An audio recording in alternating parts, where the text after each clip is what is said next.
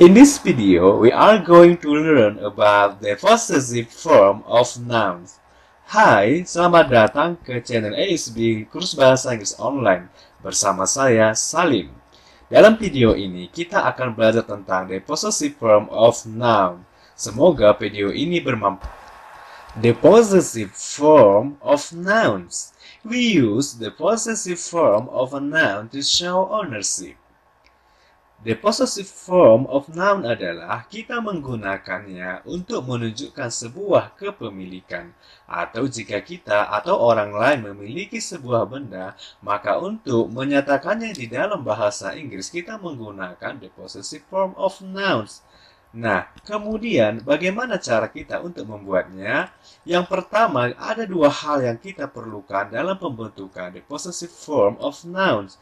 Yang pertama adalah kita membutuhkan yang namanya apostrophe. Ini adalah apostrophe. Yang kedua, kita membutuhkan S letter atau huruf S. Contohnya seperti berikut ini. Tempat tidur Peter. Tempat tidur Peter maksudnya si Peter memiliki tempat tidur. Maka, untuk membuatnya ke dalam bahasa Inggris, maka kita menggunakan the possessive form of noun. Contohnya, seperti ini di dalam bahasa Inggris. Peter adalah pemilik. Peter adalah noun. Bed adalah tempat tidur. Tempat tidur adalah punya si Peter. Nah, apakah ini sudah betul atau benar? Ini adalah salah, karena kita harus menggunakan apostrophe and S atau the possessive of noun. Maka yang benar adalah seperti berikut ini. Peter's bed. Artinya tempat tidur Peter, bahwa Peter memiliki tempat tidur. Pemilik tempat tidur itu adalah si Peter. Ini adalah aturan pertama atau the rules number 1. Aturan pertama adalah in singular nouns, person, place, thing, or idea, we add apostrophe and S after the noun. Di dalam kata benda yang single atau singular, maka kita meletakkan apostrophe dan S setelah noun. Seperti contoh berikut ini. Peter adalah noun. Maka kita meletakkan apostrophe dan S di belakang si Peter. Dan kita meletakkan benda yang dimilikinya. Maka Peter's bed. Jadi artinya adalah tempat tidur si Peter. Atau seperti contoh-contoh yang lain. Rumah Joko. Maka kita buat dia menjadi Joko's house. Berarti rumahnya dimiliki oleh si Joko. Yang kedua, mobil Jaki. Jadi ke dalam bahasa Inggris maka kita terjemahkan Jackie's car. Jadi, si Jaki yang memiliki mobil. Yang ketiga, kucing Jaki. Jika terjemahkan ke dalam bahasa Inggris jadi Jackie's cat. Jadi, Jaki yang memiliki kucing. Demikianlah untuk peraturan nomor 1. Berikutnya adalah peraturan nomor 2. Berikutnya adalah aturan kedua. Dalam aturan kedua, in singular nouns ending with S, we add an apostrophe and S to the noun. Maksudnya adalah, apabila kata bendanya single, maka yang berakhiran S, kita bisa meletakkan S dan juga apostrophe di belakang kata benda tersebut. Seperti contoh berikut ini. Lewis adalah noun, adalah nama orang. Maka kita bisa meletakkan apostrophe tambah S. Kemudian benda yang dimilikinya. Lewis bed. Ataupun bisa dengan cara ini. Lewis hanya meletakkan apostrophe, kemudian tempat tidur. Lewis bed.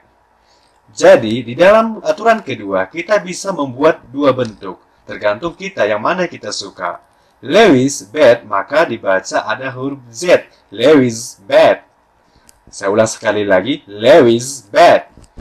Yang kedua adalah Lewis bed. Dia biasa saja karena dia tidak memiliki S2. Atau dengan contoh-contoh berikut ini. Rumah Charles. Charles house. Bisa juga dengan Charles house. Contoh yang kedua, mobil Thomas. Thomas car. Maka dibaca Thomas car. Ada bunyi Z. Agak padat huruf S-nya. Atau bisa dibaca Thomas car, atau yang kedua, bagian yang kedua bisa Thomas car. Contoh yang ketiga, kucing Pius, Pius cat, atau Pius cat. Jadi di dalam aturan kedua, kita memiliki dua bentuk. Lewis bad, Lewis bad. Dia bisa menggunakan apostrof dan s dan hanya menggunakan apostrof saja di belakang pemilik benda tersebut. Demikianlah pada aturan contoh yang kedua atau rule number 2. Berikutnya kita masuk kepada aturan yang ketiga. Nah, selanjutnya kita masuk kepada aturan yang ketiga. Nah, di dalam aturan yang ketiga pembentukan the possessive form of noun adalah in singular nouns ending with s followed by a word starting with s. We just add an apostrophe to the noun. This is to avoid a hissing sound.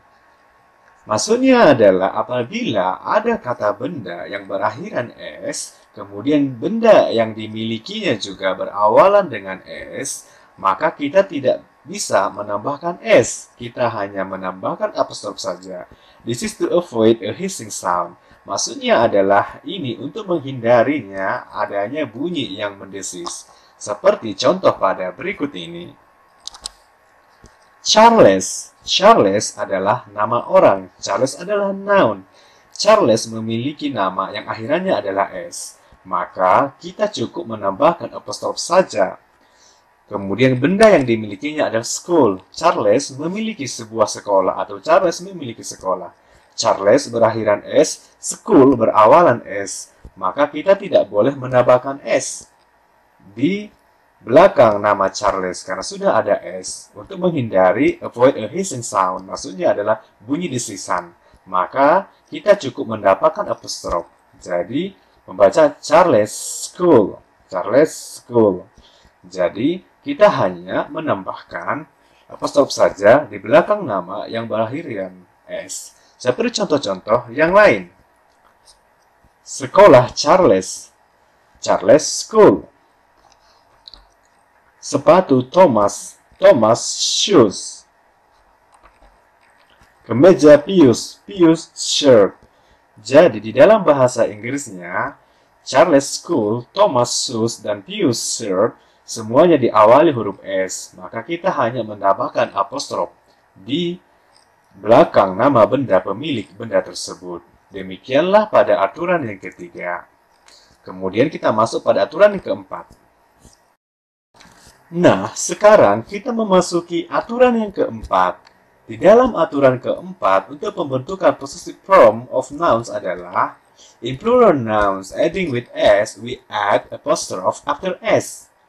Apabila kata benda yang plural, plural itu maksudnya adalah melebihi dari satu, dua, bahkan lebih, kata bendanya berakhiran s, maka kita cukup menambahkan apostrophe di sebelakang s. Seperti contoh berikut ini. Students, students artinya ada siswa-siswa atau banyak siswa. Ini merupakan plural atau lebih dari satu, ditandai dari huruf S. Maka kita cukup menambahkan apostrof di belakang S.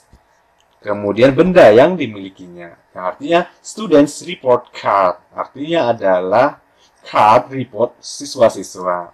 Atau seperti contoh-contoh berikut ini. Topi-topi siswa. Topi-topi adalah kata ulang, itu menandakan bahwa bendanya banyak. Maka kita cukup membuatkan hat student. Kemudian contoh yang kedua adalah mobil para staff, maksudnya staffnya banyak.